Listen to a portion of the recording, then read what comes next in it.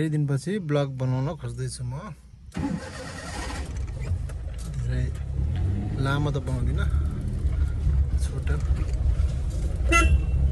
छोटो मिठो राम्रो।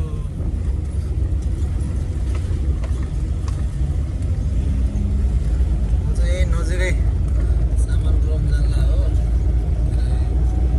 टाढा त होइन।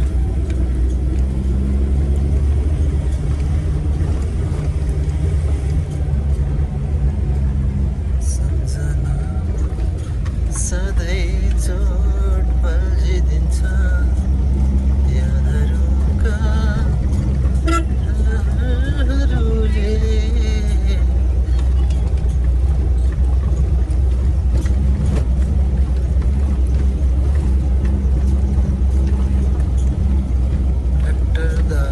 ट्र्याक्टर दाजु आउनु।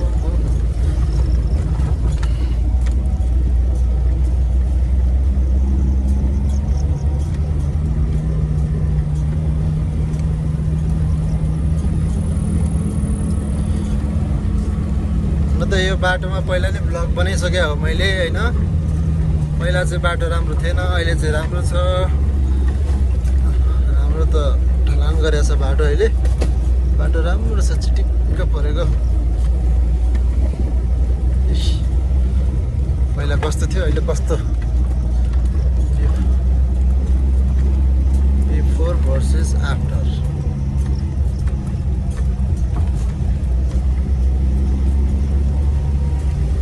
तर यतिसम्म मात्र हो, त्यतिसम्म भयो नि ठिक छ। अलिकति अप्ठ्यारो बाटोमा राम्रै छ अहिले।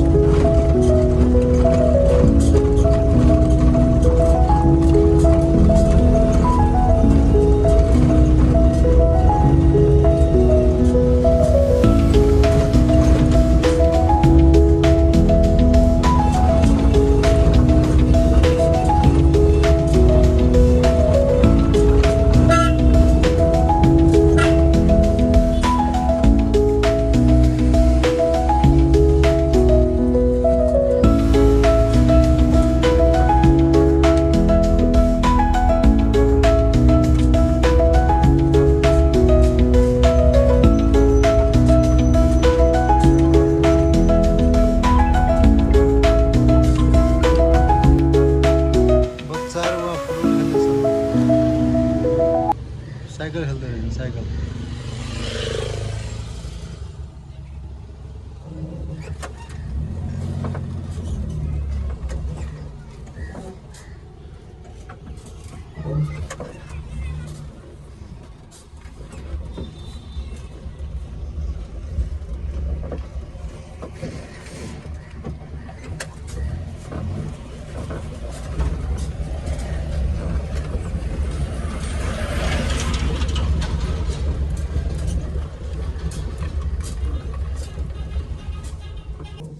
हाम्रो नेपे आयो, नेपे। ए नेपे नेपे नेपे गयो माछाको टिप लिएर।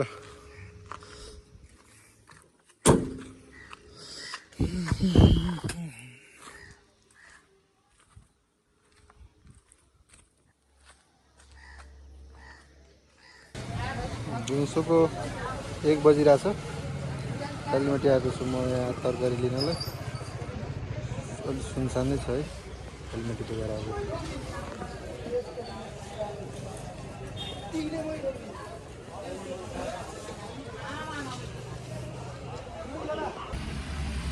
अहिले चाहिँ म यहाँ कालीमाटीमा छु होइन। कालीमाटीमा चाहिँ जहाँ पाइ त्यो रोक्नु दिँदैन क्या ट्राफिकले, त्यही भएर गाडीमा बसिरहनु पर्छ, सामानहरू दिँदैन। अनि ट्राफिक आयो भने भागिहाल्नुपर्छ। कोही कोहीले त अब बुझ्ने खाले हुन्छ, जानुस् जानुस् मात्र भन्छ, कोही चाहिँ अलिकति लफडा गर्ने टाइपको हुन्छ क्या, सिट काटिदिइहाल्ने होइन। उनीहरूलाई त के छ र, पैसा कमाउनेलाई पो थाहा हुन्छ त होइन, कति गाह्रो गरी पैसा कमाउँछ भनेर। पहिला चाहिँ अब यो पहेँलो लाइनभन्दा यता, यो पहेँलो लाइनभन्दा यता रोक्दाखेरि समाउँदैन थियो, अब अहिले चाहिँ त्यहाँ रोके पनि समाउँछ। त्यही भएर म चाहिँ एकछिन गाडीमा बसिरहेको छु।